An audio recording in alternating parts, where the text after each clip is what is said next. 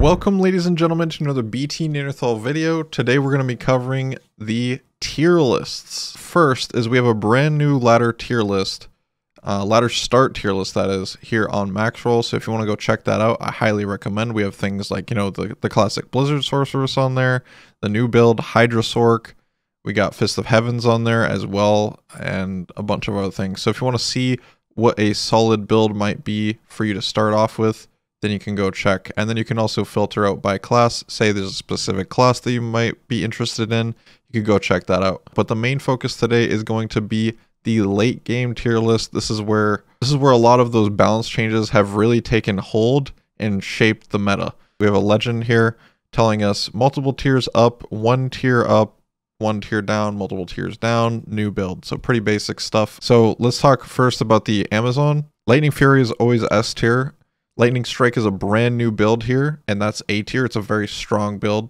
A lot of people like to use Infinity in their hand, like a spear in hand, which is kind of cool. Strafe has been brought up a little bit with some attack rating and damage there. Currently, there's a bug that Strafe is not doing as much damage as it should be, but we'll see if that gets changed. The Plague Javelin is a lot stronger than it was. The way that they changed the damage output on Plague Javelin is fantastic. Absolutely happy to see that actually working really well. Freezing Arrow, same thing as C tier. Multi-shot is a little bit better now with the attack rating changes. And Jab Fend actually is a decent build. It's C tier just because maybe it lacks a bit of mobility and it does require a lot of attack rating. Onto the Assassin. Now the Assassin actually has seen a pretty big rework in the skill tree. Overall, the Assassin, I'd say, is a very strong, like there's a lot of green here, as you can see. So Lightning Sentry Assassin is still S tier. The early game does struggle a little bit in the DPS side of things, but the late game, it is totally fine. Again, we're looking at the late game tier list for all these things. Then we have Fire Blast, which actually is just stronger now, like a lot stronger. With the changes to the synergies in the traps skill tree, Fire Blast is bonkers now. Dragon Talon is basically the exact same thing. Wake of Fire, again, because of Fire Blast, kind of shares the same thing. It's a very similar build. Wake of Fire itself, the ability that it uses the most, has seen a little bit of a damage buff, as well as Wake of Inferno. So it's nice to see a little bit of a buff there from C tier to B tier. Blade Fury has gone from F tier to C tier. Its attack rating buffs and overall damage increases to the build. It is a lot smoother to play with some of the mechanical changes as well. Phoenix Strike, brand new build as of Maxroll, as you can see with the star there. It is a lot of fun. However, it is a little bit difficult to learn and it is clunky. If you're not really good with Diablo 2, it's kind of hard to pilot this smoothly for excellent, clean gameplay. And then the Whirlwind Assassin stays the same. Now going to the Barbarian, Berserk, Gold Find, absolutely insane. Still, they got more gear options now with some of the new rune words. Double Throw is a brand new build. They basically made throwing in Diablo 2 an infinite thing, so you can just throw forever once you get to a certain level of throwing mastery. So this is now kind of an AoE build, which is really cool to see. Warcry has gotten better with the damage increase synergy, and also it has just more utility to it. Grimward giving increased damage. Leap Attack is stronger now as a small AoE amount of damage to it, and in addition to that, it also moves faster throughout the game, so you can kind of use it as a basic teleport if you want to maybe Leap Attack and Berserk at the same time or something like that. They are pretty good. So, and then kind of the Whirlwind and Frenzy really haven't seen much changes. There's a little bit of a mechanical change from Whirlwind with the mobility it has. They overall did not see that much of a change other than the rune words again. Werewolf Barbarian saw a heavy nerf due to the attack speed changes to the game. Now is the Druid. The Druid Fissure is insane. The amount of fire damage that we are dishing out on the Fissure Druid now is very strong. and nice to see a Druid in A tier in the end game now. Tornado Druid unchanged. Fire Claws has seen a little bit of a damage bonus. It's kind of built differently now because the synergies have changed overall, but it does allow some flexibility now. Summon Druid is a brand new build that we have here on Maxroll, and it's a pretty solid build overall, especially if you're just like a casual player that just wants to chill. It's a very solid way to do that.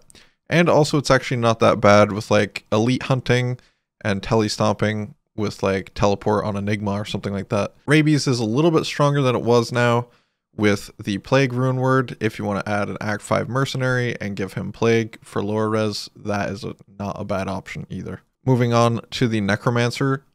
Again, pretty standard stuff here. Poison Nova, Summon, Corpse Explosion, all SAB.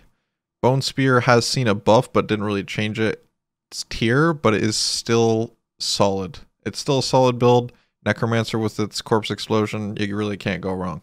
Optimal builds for playing on the Paladin.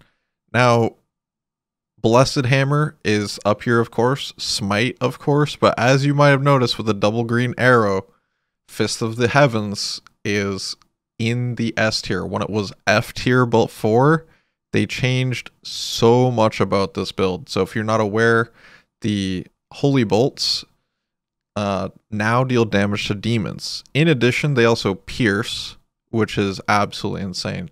So it is very strong, and I highly recommend checking that out. This build is absolutely hot for ladder 1, and the guide is right there again on Maxroll if you want to check that out. Now, Dream is a little bit stronger than it was just because the aura change, where like the closer the enemy is, the more damage that you're doing with the aura ticks, but that's about it. Zeal is roughly around the same thing. The thing that changed is now you have more gear options with things like Unbending Will.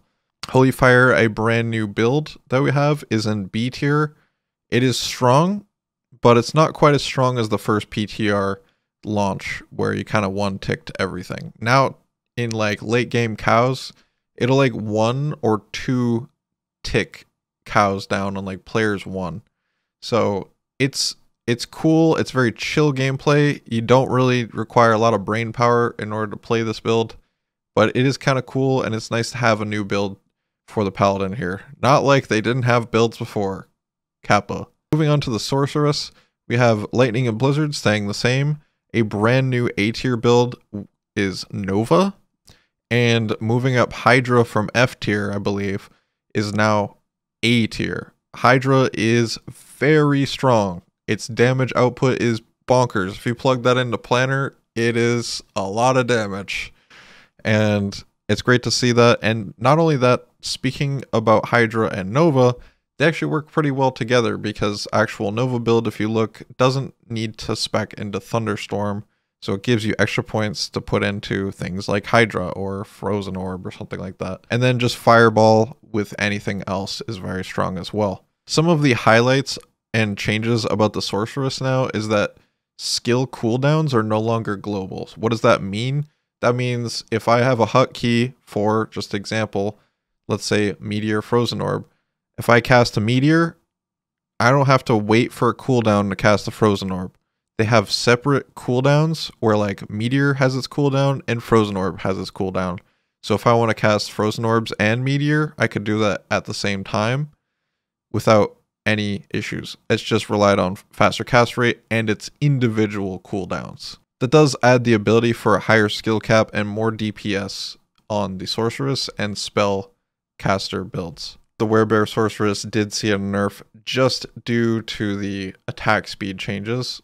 And then Firewall has stayed D tier, but it's still a build nonetheless. Thank you all for watching. Hopefully you enjoyed this video and found it informational. If you did, please hit that subscribe button and like it, as well as share this video with some of the other friends that you may have, so that when they play the ladder, they can also be prepared. Much love, everybody. You are all beasts.